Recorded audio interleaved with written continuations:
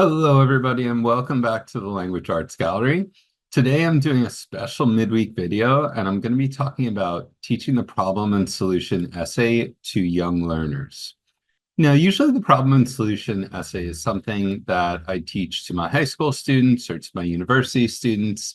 And it's a really great genre of writing to teach with university students because you can explore things like controversial issues, and you can explore audience awareness and building rapport and voice in your essay. But ultimately, to teach this to our older students, whether they're high school or university, we have to build a strong foundation in academic writing, in the rhetorical nature of the academic essay. And that starts with teaching this genre to our young learners. So today we're going to go over a problem and solution essay on money.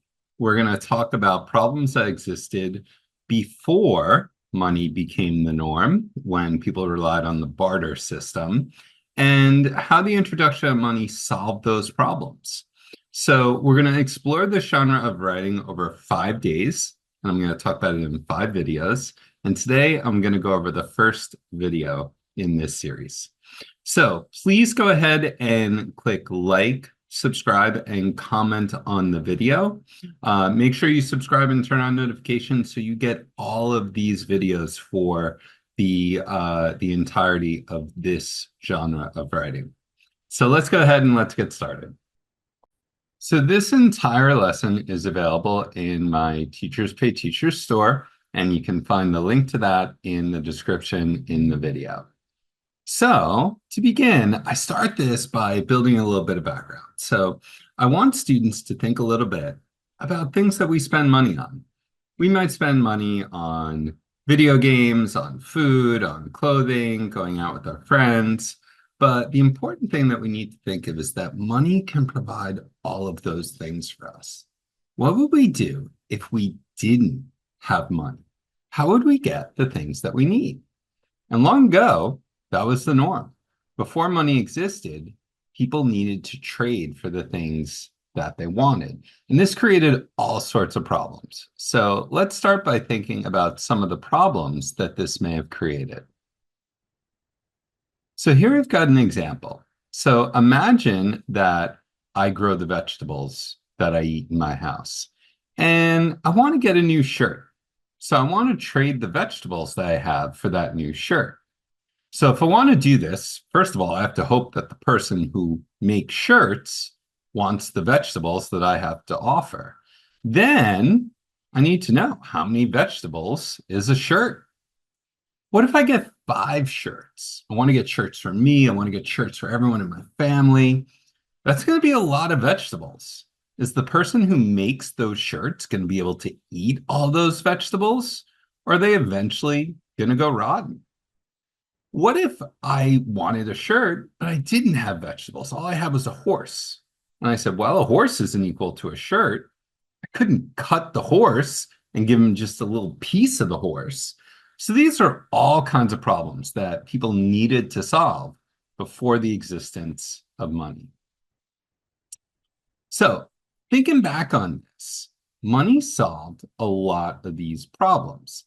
Now, people would try to trade certain things. So for example, if I traded a bunch of vegetables to the person who is making these shirts, he could take those vegetables and then trade them to a baker for a loaf of bread. But he has to hope then that that baker wants vegetables, and he might not. So money was something everybody wanted. It was universally accepted. So money solved that problem, called the double coincidence of wants, meaning that everybody could get what they wanted with money. So you remember, I said that my horse was something that I couldn't cut into little pieces, right? I would have to trade the entire horse. Money, on the other hand, is easily divisible. I can divide it up, and I could give you $1, or I could give you 50 cents or 10 cents. Or I could give you $50 or $100 if I needed to. And finally, money is durable. It's not going to go rotten or go stale or spoil or die. So money is something that is a store of value. It can stay around for a long, long time. So all of these problems existed before money, and money helped to solve these problems. So we're going to talk about how we write a problem and solution essay based on this information. So a problem and solution essay. Now we can approach this many different ways, but for our purposes, what we're going to do is we're going to introduce a problem. We're going to introduce details of that problem so the audience understands that this is an important problem. And then we're going to suggest a solution. Okay, so first of all, I want you to brainstorm some ideas for what problems might exist before we had money. Now, I've talked about some, so let's take a look. What problems might have existed? So you can pause the video and think about what 3 problems existed. And then think about how money solved these problems. So you can write your answers in here. Now, let's take a look at what a completed graphic organizer might look like. Okay, not everyone wanted to trade with others. Some things couldn't be divided into smaller pieces. And some things would die or go bad before they could be traded. So how did money help? Well, money was accepted by everyone. It was easily divisible. And money would last for a long time. It didn't go bad or die. So let's take a look at a model of a problem and solution essay. Now, I am not going to read through this. You can pause the video and read through this on your own.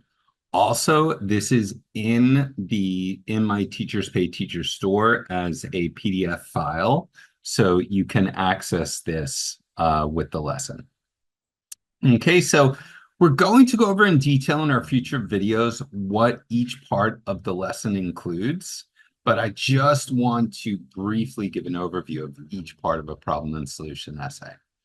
So like all good writing, it's got a beginning, a middle, and an end, which is our introduction, our body, and our conclusion.